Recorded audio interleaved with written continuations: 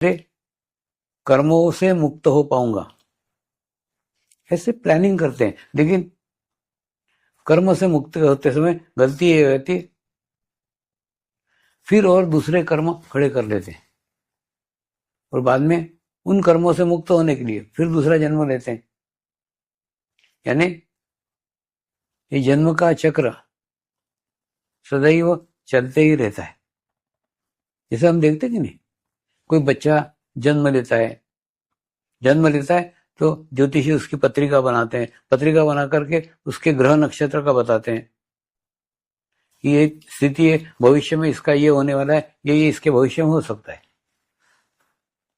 ये कैसा है, मुझे लगता है ये तो ब्लड टेस्ट तरीका है। जैसे हम ब्लड टेस्ट करते कि नहीं, तो ब्लड टेस्ट में आता है कि आपका विटामिन 12 कम है, हीमोग्लोबिन कम है, तो अगर आप उसके ऊपर काम करें, उसकी दवाइयां ले, उसका टॉनिक ले, तो वो आपको बैलेंस कर सकते हैं, आप संतुलित कर सकते हैं। ठीक उसी प्रकार से वो जन्म पत्रिका भी होता होगा कि जो पिछले जन्म में कर्म किए ना, वो कर्मों के अनुसार वो पत्रिका बनती है। यानी उन ग्रहों को आप चुनते हैं जो पूर्व जन्म के आपके कर्म है ना, उसके अनुसार। तो वो जैसे ही ग्रहों को चुनते हैं, इफेक्ट को चुनते हैं, लेकिन उसको दूर भी किया जा सकता है। यानी प्रारब्ध को भी बदला जा सकता है, या प्रारब्ध की चुभन आपको महसूस नहीं होगी। यानी जब आप सामूहिकता में जाएंगे, आप कलेक्टिविटी में जाएंगे, तो उसका असर, उसका प्रभाव आपके ऊपर नहीं पड़ेगा। जैसे मैं उदाहरण देता हूँ कि नहीं, एक पानी का ग्लास है, उस पानी के ग्लास में एक चम्मच काली शाही डाल दो, तो एक चम्मच काली शाही से पूरा ग्लास काला हो जाता है। लेकिन वही एक चम्मच काली शाही हम अगर गंगा नदी में जाके डालें तो वो कहाँ चली गई पता ही नहीं चलेगा। ठीक इसी प्रकार से अगर हम सामूहिकता के साथ अपना जीवन जिए, आत्मिक स्तर पे जिए, तो उसका पता ही नहीं चलेगा। वो सब कर्म हम भोग लेंगे, लेकिन कब कर्म भोगे पता ही नहीं चलेगा। सारी झमेलों का जड़ आपके अंदर का शरीर भाव है, आपके अंदर का मैं का भाव है। यानी मैं के भाव के कारण ही वो कर्म आपके साथ जुड़ते हैं। अगर आपका मैं का भाव विहीन हो गया तो आत्मा के साथ में कोई कर्म जुड़ते ही नहीं है। एक तो क्या है, आत्मा के साथ रह करके आपके हाथ से बुरे कर्म होंगे ही नहीं। एक दूसरा, आत्मा के साथ करके, साथ में रह करके अच्छे कर्म होंगे। वो कर्म आप मैं का भाव नहीं होने के कारण मैंने किए करके अपने साथ बांधेंगे नहीं। तो आप सोचो ना, बुरे कर्म होंगे नहीं, अच्छे कर्म अपने साथ बांधोगे नहीं, तो आपके साथ कोई कर्म ही खड़े नहीं होंगे और आपको आपके जीवन में कर्म मुक्त अवस्था प्राप्त हो जाएगी। और कर्म मुक्त अवस्था प्राप्त होने के बाद में फिर आपका मृत्यु जब होने का है तो होगा, लेकिन कर्म मुक्त अवस्था को ही मोक्ष कहते हैं। यानी सब में से मुक्त हो गए, पिछले जन्मों कर्मों से मुक्त हो गए, बुरे कर्मों से मुक्त हो गए, अच्छे कर्मों से, कोई कर्म ही बाकी नहीं, अच्छा नहीं बुरा नहीं, कुछ नहीं है। एक शून्य की स्थिति आपके जीवन में आई थी कि जीने के लिए, नया जन्म लेने के लिए आपके पास में कोई कर्म ही बाकी नहीं रहता। तो इसी को मुक्त अवस्था कहते हैं। सामूहिकता और नियमितता, यह आध्यात्मिक क्षेत्र के प्रगति के दो मार्ग है, दो रास्ते हैं। देखिए, पहली बात तो आप देखो ना, आपको भी आपके जीवन में जब भी अनुभूति प्राप्त हुई है, वो अनुभूति आपको सामूहिकता में प्राप्त हुई। जब आप सामूहिकता में थे, कलेक्टिविटी में थे, तब प्राप्त हुई। उसके बाद में जब आप सामूहिकता में थे, कनेक्टिविटी में थे, सेंटर पे थे, तब जाके प्रगति हुई है। तो कहने का अर्थ, एक तो सामूहिकता अत्यंत आवश्यक है और दूसरा नियमितता आवश्यकता है। आपके पास ना, मैं देख रहा हूं कई सालों से ध्यान कर रहे हैं लोग, कई साधक हैं, सालों से ध्यान कर रहे हैं, वो सालों से ध्यान कर रहे हैं, फिर भी ध्यान नहीं लगता। ध्यान के अंदर विचार आते हैं। सबसे बड़ी समस्या है, ध्यान में विचार आते हैं। फिर ऐसा लगता है, अरे मेरा ध्यान तो लगता ही नहीं है, और फिर ऐसी गिल्टी फीलिंग की भावना से ध्यान छूट जाता है। इसी के लिए इस बार एक नया प्रयोग, नई विधि का अभ्यास 45 दिन में किया है। वही अभ्यास से इस बार आपको ध्यान कराने वाला हूं। आप प्रयोग करके देखिए। नियमितता अत्यंत आवश्यक है। दूसरा, ध्यान लगना चाहिए, ये भी अपेक्षा है ना। ये भी अपेक्षा अगर आप छोड़ दो ना कि ध्यान लगना चाहिए, फिर तो कोई अपेक्षा ही नहीं ना। आधा घंटा बैठना, मैं कहता हूं ना, आधा घंटा आप मुझे दान करो, और जो चीज दान करते हैं उसको वापस नहीं मांगते ना। तो उसी प्रकार से आधा घंटा आप कोई अपेक्षा से मत करो। ध्यान लगे ये भी अपेक्षा है, वो भी मत करो। और उसके बाद में आप करके देखो ना, कोई अपेक्षा नहीं। आधा घंटा बैठे, लगे तो भी बैठे, नहीं लगे तो भी बैठे। तो कहने का अर्थ, ऐसी बिना अपेक्षा से अगर आप ध्यान करोगे तो क्या होगा, धीरे धीरे धीरे शरीर को ध्यान की आदत लग जाएगी। धीरे धीरे धीरे विचारों को आपकी आदत लग जाएगी। बुद्धि को आपको आदत लग जाएगी। यह एक आदत है। यह आदत हमको शरीर को डालने की है। और कोई भी नई आदत डालते हैं तो शरीर तो विरोध करता ही है ना, क्योंकि शरीर को आदत ही नहीं है। शरीर को आदत है या तो काम करना, वो भी नहीं करने का। शरीर को आदत है विचार करना, वो भी नहीं करने का। यानी विचार भी नहीं करने का और काम भी नहीं करने का। ऐसी आदत डालने की कोशिश कर रहा हो तो शरीर विरोध करेगा ही ना। तो जिस प्रकार से हम कोई नई आदत डालते हैं, उसको समय लगता है, ठीक वैसे ही ध्यान की भी आदत डालो ना। और दूसरा, ध्यान को शौक समझ के ग्रहण करो ना। ध्यान से भी अपेक्षा मत करो कि ये मिल जाएगा, वो मिल जाएगा। आवश्यकता है नियमित ध्यान करने की, और आवश्यकता है सेंटर पे जाके ध्यान करने की। कोरोना काल के पहले खूब अच्छे से सेंटर चलते थे, उतनी सेंटर पे अभी संख्या नहीं रह गई। और उसी के कारण माने जब ध्यान की आवश्यकता बढ़ रही है तब ध्यान कम हो रहा है। देखिए, दुनिया भर में कितनी अशांति फैली है, कितने युद्ध हो रहे हैं।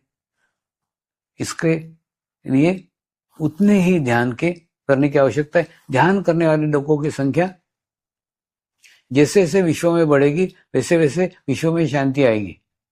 विश्व की सामूहिकता क्या कह रही है, विश्व की कलेक्टिविटी क्या कह रही है, उसका इफेक्ट, उसका प्रभाव विश्व के ऊपर पड़ेगा ही। अगर आप विश्व में शांति चाहते हैं, अगर आप चाहते हैं कि विश्व का कल्याण हो, तो आप जितने अधिक से अधिक ध्यान करने वाले लोगों की संख्या बढ़ेगी, ध्यान की स्थिति बढ़ेगी, वैसे वैसे विश्व में शांति आएगी। किस पक्ष के लोग हैं, शांति के पक्ष में या अशांति के? आप आपका एनालिसिस करो ना, आप आपका निरीक्षण करो। तो सेंटर पे जाकर के ध्यान करना अत्यंत आवश्यक है। यानी आप ध्यान को उतना महत्व दे रहे हैं। वैसे घर पे आप ध्यान करते हो, एक तो नियमितता नहीं रहती है, दूसरा 30 मिनट ध्यान नहीं लगा तो उड़ जाते हो। ऐसा सेंटर पे उठोगे क्या? नहीं, लोग क्या कहेंगे, तुरंत आपका मैं वहां आड़े आएगा कि जब तक लोग उठते नहीं आप नहीं उठ पाएंगे, तो जबरदस्ती क्यों ना हो आपको सेंटर पे 30 मिनट ध्यान के लिए बैठना ही पड़ता है। ऐसा कंपलसरी कोई घर पे बिठाता है क्या? नहीं। 10 मिनट बैठा, ध्यान नहीं लगा, उठ गए, ऐसा नहीं। इसलिए सेंटर पे जाओ, नियमित सेंटर पे जाओ। सेंटर पे जाकर के सामूहिकता में जाने होगा। जहां सामूहिकता है वहीं परमात्मा है। सामूहिकता में हमारी उतनी हैसियत नहीं है, हमारी वो स्थिति नहीं है कि हम अकेले ध्यान कर पाए। होता है ना, कई बार कई लोगों ने ये भी उदाहरण दिए कि गौतम बुद्ध के कोई गुरु नहीं थे, महावीर स्वामी के कोई गुरु नहीं थे, यानी कई महात्माएं ऐसे होके गए जिनके कोई गुरु नहीं थे। तो कोई गुरु ना हो तो भी हमारा चल सकता है, हमारी प्रगति हो सकती है। लेकिन वो साक्षात प्रकृति के साथ जुड़े हुए थे, तो उनको अलग से गुरु करने की आवश्यकता ही नहीं थी। आपकी स्थिति ऐसी है क्या? नहीं है, आपकी स्थिति वैसी नहीं है। तो आपको आवश्यकता है बाबा गाड़ी की, आवश्यकता है गुरु की, आपको आवश्यकता है कोई माध्यम की। आप नेचर के साथ जुड़े हैं क्या? कई आप देखो ना, कई गुरुओं के अनुभव, उन्होंने कोई, उनके सामने कोई घटना घटित हो गई, बस उतने से के अंदर ही उनका ध्यान लग गया। यानी उनकी चित्त की दिशा एकदम पवित्र थी, शुद्ध थी। उतनी आज आपकी नहीं है। इसलिए आपको आवश्यकता है गुरु की, आपको आवश्यकता है सामूहिकता की, आपको आवश्यकता है कलेक्टिविटी की। तो सेंटर पे जाना नियमित चालू करो, नियमित सेंटर पे जाओ। भले हफ्ते में एक बार जाओ, लेकिन जाओ, हफ्ते में एक बार तो सेंटर पे जाना ही चाहिए। तो उससे सामूहिकता के साथ आपका संपर्क रहता है। और उसके बाद में सामूहिकता में ध्यान में एक होता है ना, जैसे अपनी गाड़ी हम हर दफे सर्विसिंग को रखते हैं, वो गाड़ी अच्छी चलती है। उसी प्रकार से ये सेंटर मतलब सर्विसिंग सेंटर है। आप हफ्ते में एक बार जाते हो तो आपकी देह रूपी गाड़ी की सर्विसिंग हो जाती है, और सर्विसिंग होने के बाद में फिर हफ्ते भर नियमित चलती है। तो नियमित घर पे ध्यान करो, और उसके बाद में एक हफ्ते में तो भी रोज नहीं कर सके तो हफ्ते में सेंटर में जाकर के ध्यान करो। ऐसा करोगे तो आपकी प्रगति होगी, आपका प्रोग्रेस होगा। दूसरा, आज जीवन का एक और अनुभव आपके साथ शेयर करना चाहता हूं कि गुरु के साथ जुड़ने का, गुरु के सानिध्य में जुड़ने का, गुरु के सूक्ष्म शरीर के साथ जुड़ने का खूब सरल मार्ग, खूब आसान मार्ग गुरु के कार्य का प्रचार है। गुरु कार्य का प्रचार एक आसान मार्ग है। देखिए, होता है ना, ध्यान सबका लगता ही है ऐसा नहीं है, ध्यान लगे ऐसी सबकी स्थिति रहती है ऐसा नहीं है। ध्यान में विचार आ सकते हैं, ध्यान में शरीर साथ नहीं दे सकता है, बुद्धि आड़े आ सकती है। लेकिन प्रचार कार्य में तो ये सब कोई तकलीफें नहीं है। एक्चुअली प्रचार करना यानी क्या? आप प्रचार के माध्यम से उस गुरु के सूक्ष्म शरीर के साथ जुड़ते हैं। प्रचार किसका कर रहे हैं? वो स्थूल शरीर का नहीं। सदैव याद रखो, आपको जो अनुभूति हुई है ना, वो अनुभूति भी सूक्ष्म शरीर के द्वारा हुई है। तो आप प्रचार भी ये करोगे वो सूक्ष्म शरीर का करोगे, स्थूल शरीर का नहीं। स्थूल शरीर तो आज है, कल नहीं रहेगा, लेकिन सूक्ष्म शरीर अगले 800 सालों तक रहने वाला है। तो आप उस शाश्वत के साथ जुड़ रहे हो, आप उस सूक्ष्म शरीर के साथ जुड़ रहे हो। जैसे आप प्रचार करते हो, आपका चित्त किसी पुस्तक के ऊपर नहीं जाता, आपका चित्त किसी निर्जीव चीज पे नहीं जाता, आपका चित्त किसी मूर्ति के ऊपर नहीं जाता, आपका चित्त किसी स्थान के ऊपर नहीं जाता। जब भी आप देखो, जब भी आप प्रचार करोगे ना, तो आपका चित्त सूक्ष्म शरीर पे जाता है, उस एनर्जी पे जाता है, उस ऊर्जा पे जाता है। यही कारण है कि जब आप प्रचार करते हो तो आपके माध्यम से वो ऊर्जा शक्ति बहने लग जाती है, और जब बहने लग जाती है तो आपकी भी सफाई कर देती है, आपके भी शरीर के दोषों को दूर करती है। जैसे कई बार मैं उदाहरण नहीं देता हूं कि मैं एक ऐसा पाइप था जिसके अंदर बहुत मैल था, बहुत मिट्टी थी, बहुत कीड़े थे, दुनिया भर की कचरा इसके अंदर भरा हुआ था। लेकिन मैंने क्या करा, मेरे शक्तिशाली गुरु के पाइप के साथ उसको जोड़ दिया तो क्या हुआ, जैसे प्रचार कार्य चालू किया तो पानी गुरु का इधर से घुसता था, इधर से निकलता था। अब निकलने वाला पानी नाली में बहे तो भी ये पानी पाइप स्वच्छ हो गया, ये अगर कोई पिए तो भी ये स्वच्छ हो गया।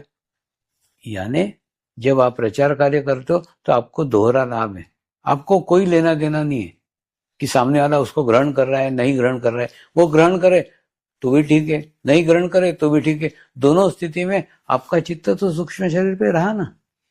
और जब आपका चित्त सूक्ष्म शरीर पे रहेगा तो ऑटोमेटिकली आपका क्लियरेंस, आपकी सफाई तो हो ही जाएगी, करना नहीं पड़ेगी। ये सबसे आसान मार्ग आज आपको बता रहा हूं। अब देखो ना, मेरे को समाज में आए 30 साल हो गए और 30 साल से प्रचार कार्य कर रहा हूं, कंटिन्यूस प्रचार कार्य कर रहा हूं। अब देखो, ये 45 दिन एक ब्रेक रहता है, 45 दिन मुझे कुछ ग्रहण करने का, मुझे कुछ प्राप्त करने का, मुझे कुछ स्टोर करने का अवसर मिलता है, एकांत मिलता है, एकांत में गुरुओं के संपर्क में करने का अवसर मिलता है। अगर आप इसी को फॉलो करो, आप भी नियमितता से 45 दिन का अनुष्ठान करो, 45 दिन आप अपने भीतर ऊर्जा को स्टोर करो, एकत्र करो, एकत्र करने के बाद में बाकी 320 दिन उसको बांटो। देखो क्या होता है, जब आप प्रचार कार्य करते हो ना तो सूक्ष्म शरीर पे आपका चित्त रहता है, लेकिन वो चित्त तभी उसके ऊपर रह पाएगा जब आपका चित्त शुद्ध हो, आपका चित्त पवित्र हो। और दूसरा, 45 दिन आपने नियमित रूप से उस चित्त पे कार्य किया हो, ये बहुत आवश्यक है। चित्त को शुद्ध किया हो, चित्त को पवित्र किया हो, तो आपको नहीं 45 दिन के इफेक्ट दोनों तरफ मिलेंगे। 45 दिन में भी मिलेंगे, अनुष्ठान में भी मिलेंगे, उसके बाद में जब प्रचार कार्य करोगे तब भी मिलेंगे। ये कुछ मैं किताबों की बातें नहीं कर रहा हूं, ये मेरे जीवन में आए हुए अनुभव हैं।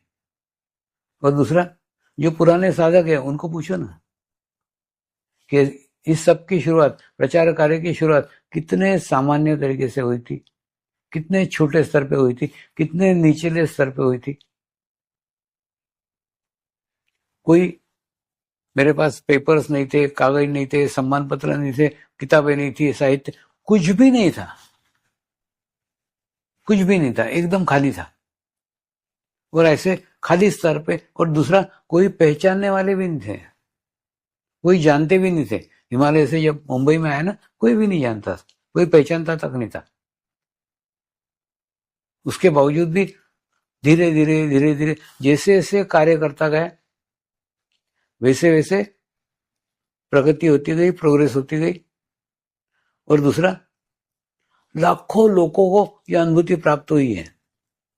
एग्जैक्ट इसकी संख्या कोई नहीं बता सकता, कोई ट्रस्टी नहीं बता सकता, कोई सेंटर नहीं बता सकता, कोई देश नहीं बता सकता कि एग्जैक्ट कितने साधक है। लाखों के अंदर साधकों की संख्या है, तो साधकों की संख्या भी किसी को पता नहीं। दूसरा, कई देश ऐसे हैं जिन देशों में कोई साधक पता ही नहीं रहते, और जैसे मैं जाता हूं सब एकदम खड़े हो जाते हैं, यानी वहां रहते हैं लेकिन सोए हुए रहते हैं। उनको जगाने की, उनको जगने की अत्यंत आवश्यकता है। और दूसरा, इसमें कुछ भी तो करने का नहीं है, प्रचार कार्य करने का है नहीं क्या? प्रचार कार्य से आप किसी भी माध्यम से जुड़ सकते हो। जैसे सवेरे व्हाट्सएप अभी तो बंद है, लेकिन आएंगे वो इसके बाद में, महाशिवरात्रि के बाद, तो वो मैसेज को आप स्प्रेड करने का, सबको, एक तो वो मैसेज को पढ़ने का, और दूसरा, नाभि चक्र अभी भी जितना खुलना चाहिए ना साधकों का, उतना खुला नहीं है। कोई अच्छा आर्टिकल आता है, कुछ अच्छा मैसेज आता है ना, पढ़ के खुश हो जाते हैं, हाँ बहुत अच्छा बहुत अच्छा, उसके बाद में उसको स्प्रेड नहीं करते, उसको भेजते नहीं है। अरे बाबा, कोई संदेश आपको ज्यादा अच्छा लगा ना, तो उसको दूसरों को बांटो ना। बांटने के लिए नाभि चक्र विकसित होना चाहिए, नाभि चक्र विकसित नहीं है ना, तो उसके कारण जो भी अच्छा मिलता है अपने को लेके बैठ जाते हैं। अच्छा अच्छा, या तो भेजेंगे ना तो अपने अपने रिश्तेदारों को भेजेंगे, अपने अपने मित्रों को, माने सब जगह नहीं भेज पाते, एकदम लिमिटेड लोगों के अंदर रहते हैं। लेकिन ऐसा है क्या? ऐसा रहता मैं भी हिमालय के ऋषि मुनियों को लेके वहीं बैठे रहते, ऐसा नहीं क्या? उसके बाद में यहाँ आने के बाद में फिर धीरे धीरे धीरे प्रचार कार्य, माने एकदम अगर कोई तटस्थ होकर देखे ना, तो ये पूरे कार्य की प्रगति को, तो सिर्फ प्रचार कार्य से सारी प्रगति हुई है। ये एकदम आज मैं मेरे जीवन का रहस्य बता रहा हूँ, आप भी उसको अपनाओ। ध्यान नहीं करते आता मत करो, प्रचार तो करो। प्रचार करते करते करते ध्यान कब लग जाएगा तो आपको पता नहीं चलेगा। तो कहने का अर्थ, प्रचार कार्य भी एक बहुत अच्छा माध्यम है, जिस माध्यम से आप प्रगति कर सकते हो, आपकी प्रोग्रेस हो सकती है। और दूसरा, कितना अच्छा है ना, ये एक ऐसा माल है जो आप बेचने जाओ, बिका तो भी आपको फायदा है, नहीं बिका तो भी आपको फायदा है। जैसे होता है आप कोई चीज बेचने के लिए जाओ, आपको प्रॉफिट तो होगा जब वो बिकेगा। हाँ, इसके अंदर तो ऐसा है कि आप बेचने जाओ, प्रॉफिट हुआ तो भी ठीक है, बिका तो भी ठीक है, नहीं बिका तो भी ठीक है, दोनों स्थिति में आपका प्रोग्रेस। क्यों? क्योंकि जिस प्रकार से एक स्वच्छ पानी पाइप में से गुजरता है, तो पाइप को स्वच्छ करता ही है, पाइप की गंदगी हटाता ही है, पाइप के कीड़े दूर करता ही है। बिल्कुल ठीक है ये। जैसे ही आप प्रचार करते तो आपके अंदर से परम चैतन्य जाता है निकलता है, जाता है निकलता है, उसमें आपकी सफाई तो है थी, आपके चक्रों की सफाई हो जाती है, आपके शरीर की सफाई हो जाती, आपके अंदर प्रोग्रेस होना चालू हो जाती। अब करके तो देखो, कुछ तो करो। कुछ भी नहीं करते, देखिए बैठ जाते हो, बैठ के नहीं होगा। कोई भी मैसेज आया, कोई भी संदेश आया, उसको स्प्रेड करो ना। और दूसरा, आप कल्पना करो ना कि 10 लोगों को भी आप करो, नियमित पकड़ो कि 10 लोग है, 10 लोगों को मैं नियमित करूंगा, तो भी कितना सारा बढ़ सकता है। और दूसरा, ये एकदम निशुल्क है, उसके लिए कुछ भी खर्चा करने का, कुछ भी करने का कोई आवश्यकता नहीं है। और दूसरा, अभी खूब व्यवस्थित हो रहा है, अभी प्रचारकों का टीम तैयार हो रहा है, सब माने जो सिस्टमेटिक तरीके से अभी 30 साल नहीं हो पाया ना, वो अभी सिस्टमेटिक तरीके से हो रहे हैं। प्रचारक तैयार हो रहे हैं, मैनेजर्स तैयार हो रहे हैं, माने सबके ट्रेनिंग चल रहे हैं, और वो ट्रेनिंग के अंतर्गत ट्रेनिंग करके जब वो बाहर आएंगे तो सब व्यवस्थित रूप से चलाएंगे। उनको पहले अनुभव होगा, अभी अनुभव नहीं है। तो आवश्यकता है, आपको अगर इच्छा है प्रचारक होने की, तो आप प्रचारकों के उस ट्रेनिंग में आओ ना, उसको ज्वाइन करो ना। ज्वाइन करने के बाद में पूरे आपको सारे एंगल से एक मेन में मेरा क्या कहना रहता है, बाहर जाओगे ना, किसी भी गुरु की निंदा मत करो। साधारणतः अपन जैसे जाते हैं ना, तो कोई तो भी बताता है, अरे ये गुरु तो ऐसे, वो कोई उस गुरु को मानते रहता है ऐसा नहीं, वो सिर्फ कुछ तो बोल लेगा तुमको, तो बोलते रहता है, तो उधर ध्यान मत दो किसी भी गुरु का नहीं। अब जैसे मेरा ये था कि जब मैं मार्केटिंग में था ना, मैं बोलता था मेरा माल सर्वश्रेष्ठ है, बाकी माल की मुझे जानकारी नहीं है। मुझे अब सबकी जानकारी होना कोई जरूरी थोड़ी है। तो उसी हिसाब से कोई भी आपको अन्य पंथ का बोले तो उनको बोलो कि हमको जानकारी नहीं है, बाकी हमको मालूम हमारा अच्छा है। तो उसी, और वैसे भी मैं ना मेरे इसमें संतुष्ट था, तृप्त था, तो मैंने कहीं पे भी कहीं जाने का टाइम ही नहीं मिला। कहीं पे, और जो कुछ जाना है ना दूसरे इसके बारे में, वो तो लोगों ने आके समझाया, लोगों ने आके बताया तो बताया। बाकी मेरे को खुद को जाने की ना इच्छा थी ना जाता था, कुछ भी नहीं था। दूसरा, मैंने आपको जो बताया कि एक ध्यान की विधि, मैंने ना आपका 45 दिन में आपका खूब निरीक्षण पास से करते रहता हूं। सूक्ष्म शरीर के माध्यम से आपका निरीक्षण एकदम पास से होता है। तो इसमें क्या महसूस हुआ? ध्यान न करने के कारण क्या है? देखिए, जिन्होंने भी ध्यान सीखा है ना, वो सबका एक वो रहेगा, नहीं ध्यान बहुत अच्छा है। एक दूसरा, माने उनको विरोध नहीं है किसी को भी, क्योंकि इसमें विरोध करने से का कुछ है ही नहीं। एक दूसरा, उनको सिर्फ क्या लगता है, मेरा ध्यान लगता नहीं है। मेन 90% साधकों का कंप्लेन क्या होगा? ध्यान लगता, ध्यान क्यों नहीं कर पाते? ध्यान लगता नहीं है। इसके दो कारण है। एक तो अपेक्षा लेके इस मार्ग में मत आओ। मैं बार बार बोलते रहता हूं, अपेक्षा लेकर के इस मार्ग में मत आओ। आप अपेक्षा लेकर के आते हो, ये काम होना चाहिए, वो काम होना चाहिए, वो काम होना चाहिए। दूसरा, जो काम लेके आए हो ना, वो काम तो हो जाते हैं, और काम के बाद में ध्यान छूट जाता है। तो वैसे प्रकार है कि कोई अपेक्षा लेके मत आओ ना। तो एक तो क्या होगा, आप स्थायी रूप से कर पाओगे। दूसरा, ध्यान को शौक बनाओ ना। ध्यान को शौक बनाओ कि ध्यान करना हम मुझे अच्छा लग, नहीं क्या हो रहा है, मेरे को तो सब दिख रहा है, जिनका प्रगति हुआ है, जिनको प्रोग्रेस हुआ है, जिनको कर्म मुक्त अवस्था प्राप्त हो गई है, जब उनका देखता हूं ना वो कैसे पहुंचे इस अवस्था तक, तो वो इस मार्ग में कोई अपेक्षा लेके आए ही नहीं थे। वो बुद्धिवादी लोग थे, उन्होंने सोचा कि ध्यान करके अच्छा लग रहा है इसलिए ध्यान कर रहे हैं। बाकी कोई अपेक्षा नहीं थी कि कुछ मिलना चाहिए, कुछ भी नहीं थी। हाँ, और उसके बाद में उनको आज सब कुछ प्राप्त हो गया, कर्म मुक्त अवस्था प्राप्त हो गई। क्यों? क्योंकि कोई अपेक्षा से आए नहीं थे। तो पहली बात तो इस मार्ग में कोई अपेक्षा लेकर के मत आओ। और दूसरा, विचार आते हैं इसलिए ध्यान, एक्चुअली ये तुम्हारा क्षेत्र नहीं है ना। मैं जो कहता हूं ना, इतने आसान आसान आइडियाज आपको बताए, आप करते ही नहीं ना। मैं आपको बोलता हूं 30 मिनट आप मुझे दान करो, आपके जीवन के 30 मिनट आप मुझे दान करो। दूसरा, जो चीज दान करते हैं वो वापस नहीं मांगते ना। तो आप केवल 30 मिनट दान करो, दान करने के बाद में फिर ध्यान लगे न लगे ये क्षेत्र ही आपका नहीं है। और अगर आप 10 मिनट में उठते हो, इसका मतलब जो दान दिया वो वापस लेते हो। आपने जब 30 मिनट दान किए तो 30 मिनट पे आपका कोई हक ही नहीं है ना। जब आपका कोई हक ही नहीं है, फिर आप कैसे उठ सकते हो? 30 मिनट आप उठ ही नहीं सकते, 30 मिनट आपके है ही नहीं। अगर ऐसा मानते हो कि 30 मिनट मेरे है ही नहीं, ये 30 मिनट यही सेवा है, गुरु सेवा बोलते हो ना, गुरु कार्य, ये सबसे बड़ा गुरु कार्य है। 30 मिनट गुरु को जो दान दिए, वो 30 मिनट वहां बैठे हैं, 30 मिनट वहां से हिलने का ही नहीं। ऐसा ही करके देखो ना, करके तो देखो। और दूसरा, विचार आते हैं मतलब क्या, अपेक्षा लेके बैठोगे। एक दूसरा, पास्ट लाइफ की फाइलें अपनी डाउनलोड करके रखोगे तो आएंगे ही ना। वो सब छोड़ दो। और दूसरा, 30 मिनट आपके है ही नहीं, ये सोच के बैठो तो ऑटोमेटिकली क्या होगा, वो 30 मिनट में आप जबरदस्ती बैठे रहोगे, चाहे ध्यान लगे नहीं, ये आपका क्षेत्र नहीं है। आप ना आपके क्षेत्र के बाहर जाके कार्य करते हो।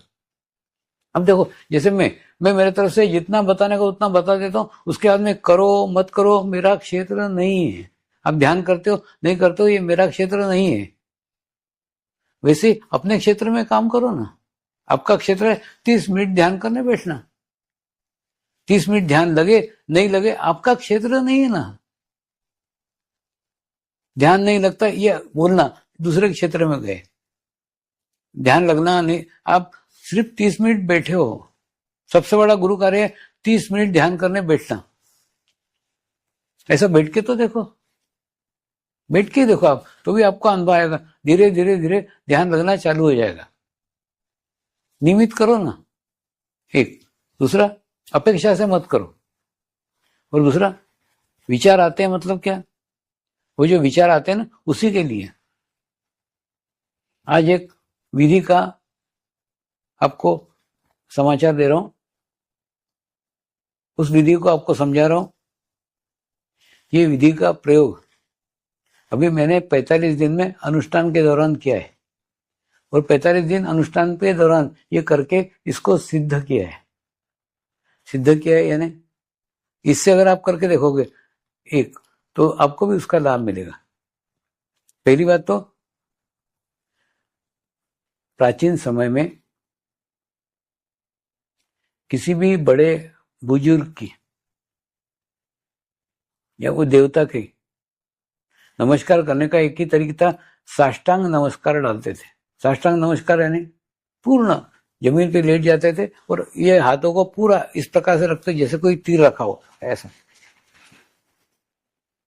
और उसके बाद में फिर धीरे धीरे धीरे धीरे आप हाथ को खोलो, और हाथ को खोल के बाद में फिर ध्यान करो, फिर मेडिटेशन करो। दूसरा, आज तो आपको पॉसिबल नहीं होगा क्योंकि जगह की कमी होगी, आप जहां बैठे हो वहां नहीं कर सकते हो, लेकिन आज सीख लो।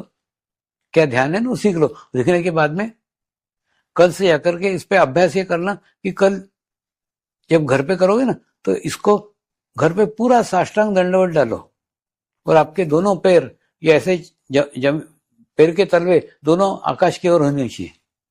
एक दूसरा, आपके दोनों हाथ तीर जैसे जितना लंबा स्ट्रेच कर सकते हो उतना स्ट्रेच करो।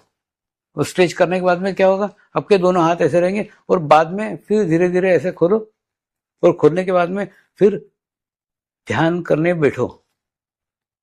ध्यान करने बैठोगे मतलब नमस्कार की मुद्रा में बैठने का है। आज नहीं संभव है क्योंकि आज जगह नहीं होगी आपको। आज तो जैसे नॉर्मल बैठते हो वैसे बैठो, लेकिन कल से ये प्रयोग करके देखो ना कि उसके बाद आप देखो प्रत्येक चक्रों के ऊपर आपको स्पंदन महसूस होगा, और उसके बाद में धीरे धीरे आप देखोगे एक एक चक्र पे स्पंदन बढ़ते जाएगा, बढ़ते जाएगा, बढ़ते जाएगा, बढ़ते जाएगा, और अंत में जाके सहस्त्रार चक्र पे जाके, और आप कल्पना करो ना कि साक्षात सूक्ष्म शरीर आपके सामने विद्यमान है। आप सूक्ष्म शरीर के सामने ध्यान कर रहे हो, मेडिटेशन कर रहे हो, ऐसा भाव लाओ। और सूक्ष्म शरीर से निकलने वाला चैतन्य, सूक्ष्म शरीर से निकलने वाले वाइब्रेशंस आपके पूर्ण शरीर पे महसूस हो रहे हैं।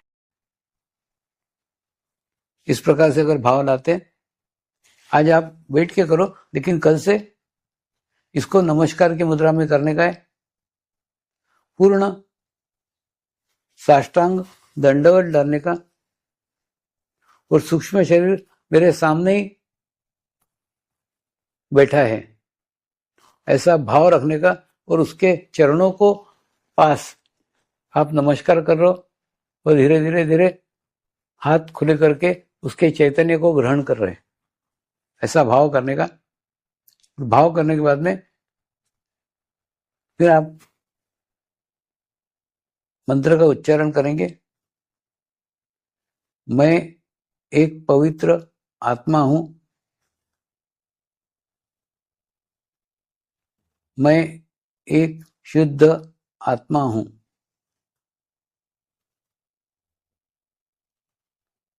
मैं एक पवित्र आत्मा हूं, मैं एक शुद्ध आत्मा हूं, मैं एक पवित्र आत्मा हूं, मैं एक शुद्ध आत्मा हूं।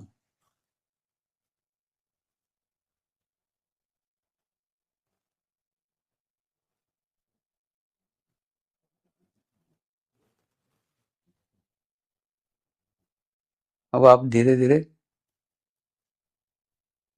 जब आपने साष्टांग नमस्कार किया हुआ है,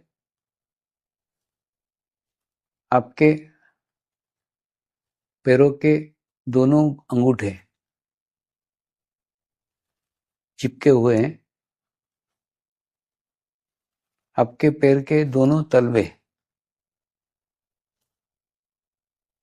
आकाश की ओर है, वो भी चिपके हुए हैं। उसके ऊपर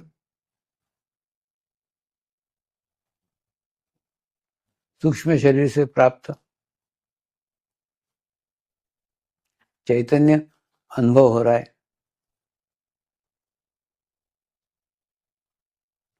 दोनों तलपेर के ऊपर क्लॉकवाइज चैतन्य के चक्र चल रहे हैं।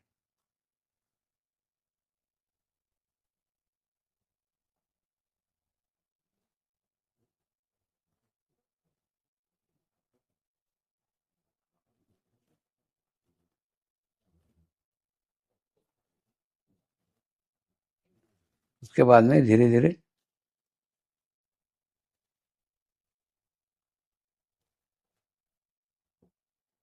वो चैतन्य आपके एडी में महसूस हो रहा है।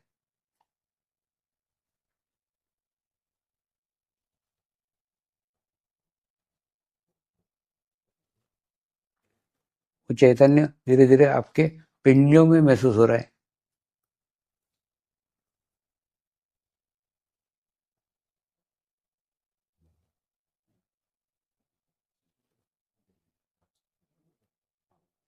वो चैतन्य धीरे धीरे आपके घुटने के बैक साइड में महसूस हो रहा है।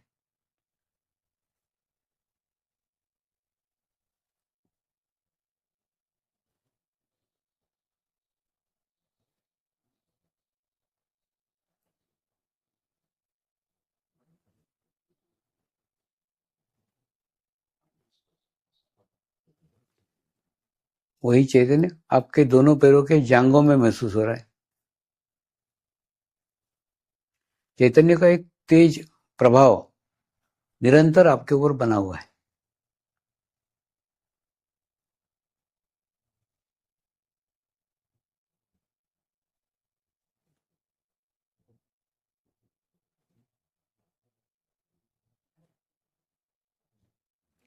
वो चैतन्य धीरे धीरे आपके मूलाधार चक्र पे महसूस हो रहा है।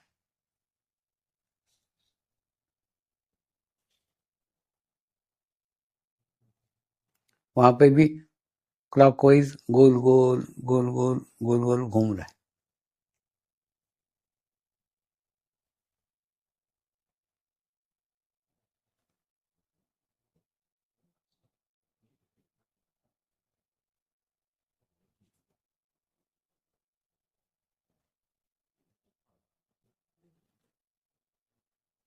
फिर थोड़ा ऊपर आके आपके स्वादिष्टान चक्र पे फिर घूम रहा है। गोल गोल गोल गोल गोल गोल घूम रहा है।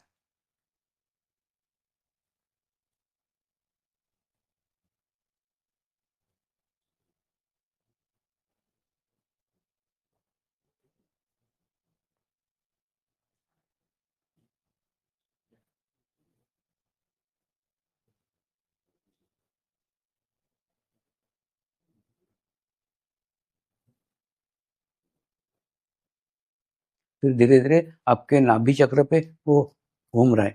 गोल गोल गोल गोल गोल गोल घूम रहा है।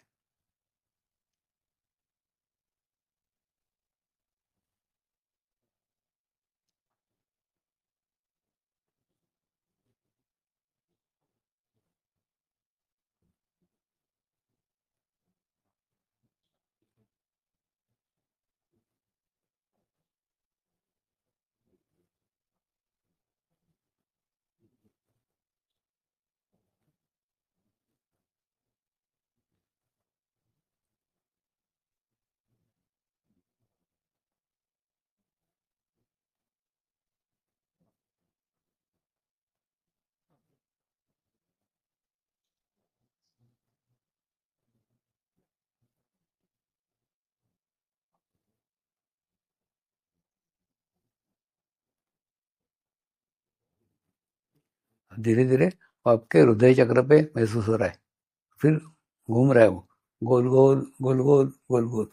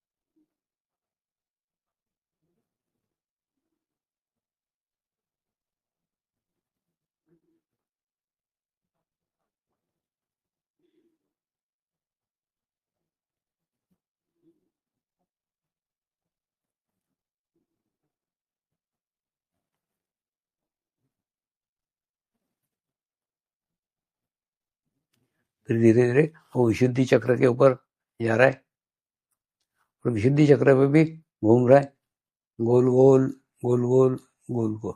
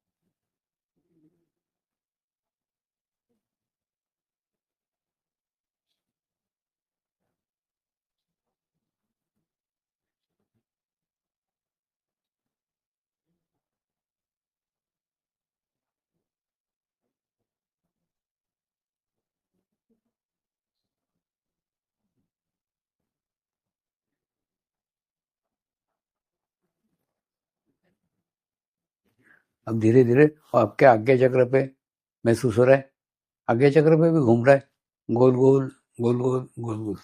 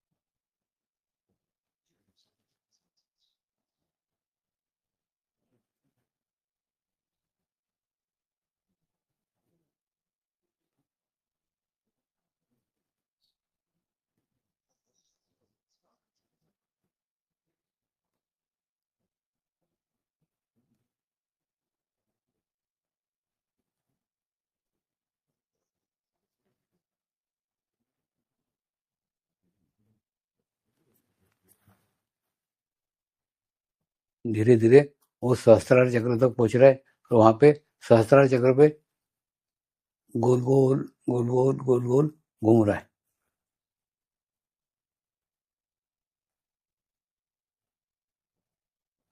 और आप महसूस कर रहे हैं कि आपका शरीर का प्रत्येक अंग